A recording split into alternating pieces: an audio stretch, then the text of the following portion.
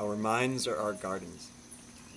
Every thought, every emotion, every song, every piece of input that we receive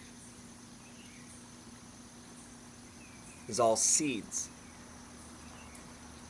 that will inevitably grow into something greater.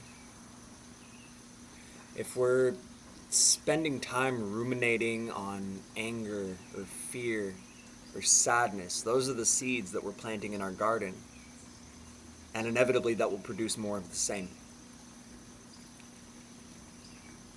If we allow ourselves to embrace the fruits of the Spirit, per se, of peace, love, joy, the same goes for that as well. The music we listen to, the books we read, the conversations we have, everything. It's all going into our garden. It's all planting seeds, which inevitably grow into either weeds or fruitful trees or something in between.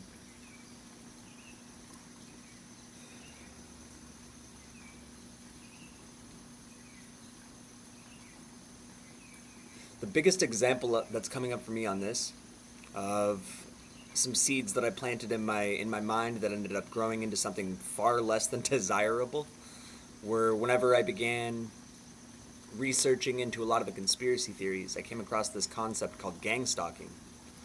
And it seemed as though the more that I put my attention on what that was, the more that I felt like people were watching me, like I was being followed, like people were sneaking in and out of my house. And that went to the nth degree. It traversed me into a realm of just absolute madness. It's one factor of it. It started with just a curiosity, right?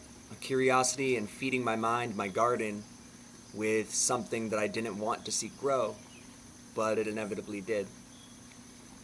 Same goes for things along the lines like chemtrails, right? The more that I focused on the chemtrails, the more that they were there, and the more fear, the more anger, the more all of the things that came with that as well.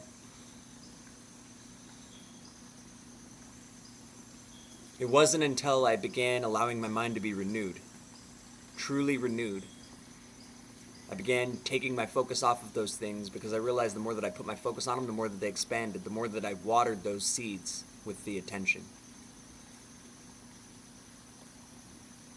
What was necessary to be able to make those shifts were to begin filling my mind, my garden, with seeds of things that I wanted to experience, like joy or humor or peace. Our minds are our gardens.